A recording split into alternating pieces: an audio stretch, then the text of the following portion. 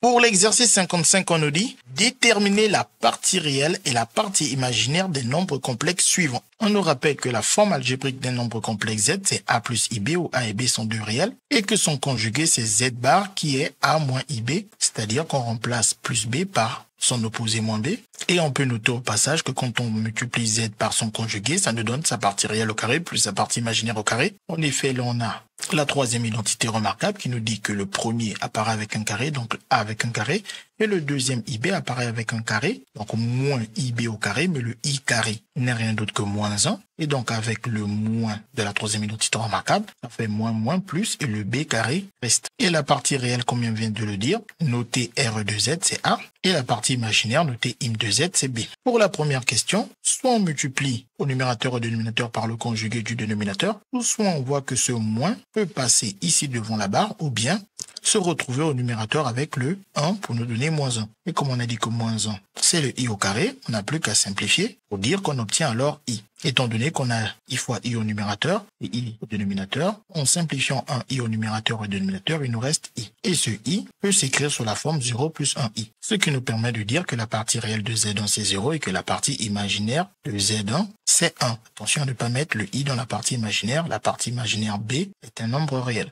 Ensuite, pour Z2, pour enlever le i au dénominateur et avoir la forme algébrique et trouver les parties réelles et les parties imaginaires, on multiplie le numérateur et le dénominateur par le conjugué du dénominateur qui s'obtient en changeant le signe du coefficient de i. Le plus 7 devient moins 7. Et on n'oublie surtout pas de mettre les parenthèses. 1 fois quelque chose redonne ce quelque chose. Et ici, on utilise la troisième identité remarquable qui nous dit alors qu'on a 4 au carré moins 7i au carré, mais i carré c'est moins 1. Avec ce moins, on peut directement mettre plus 7 au carré correspond à l'utilisation de cette égalité. Et 4 au carré, c'est 16. 7 au carré, c'est 49. 16 plus 49, ça nous fait 65. Puis on distribue la division par 65 à chacun des termes du numérateur. Ce qui nous donne 4 sur 65 moins 7 sur 65i. Ensuite, on n'a plus qu'à dire que la partie réelle de Z2, c'est 4 sur 65 et que sa partie imaginaire, c'est moins 7 sur 65. Pour Z3, on va faire la même chose. On multiplie au numérateur et au dénominateur, sans oublier les parenthèses, par le conjugué du dénominateur qui s'obtient en changeant le moins 3 en plus 3. Ensuite, 1 fois quelque chose, ça redonne ce quelque chose. Et au dénominateur, on a dit que ça fait la partie réelle plus la partie imaginaire au carré. Si vous ne le voyez pas, vous n'avez qu'à réutiliser la troisième identité remarquable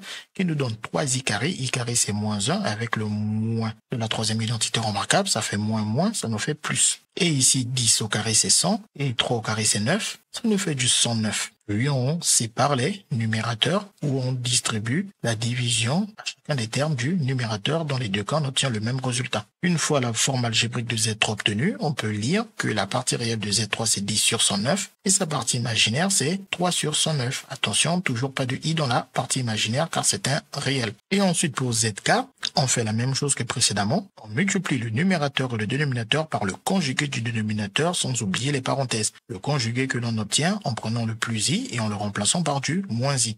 On change tout simplement le signe coefficient de i. Ensuite, 1 fois quelque chose redonne ce quelque chose. Et au dénominateur, troisième identité remarquable, racine de 2 au carré, moins i au carré. Mais i au carré, c'est moins 1. Et racine de 2 au carré, c'est 2. Et moins 1, ça fait plus 1. Et 2 plus 1, 3. Puis on distribue la division par 3 à chacun des termes du numérateur. Divisé par 3, c'est multiplié par son inverse, 1 sur 3. Une fois la forme algébrique de Z4 obtenue, on n'a plus qu'à lire que sa partie réelle, c'est racine de 2 sur 3. Et que sa partie imaginaire n'est rien d'autre que ce coefficient de i, à savoir moins 1 sur 3. C'est que FD, ce qu'il fallait découvrir.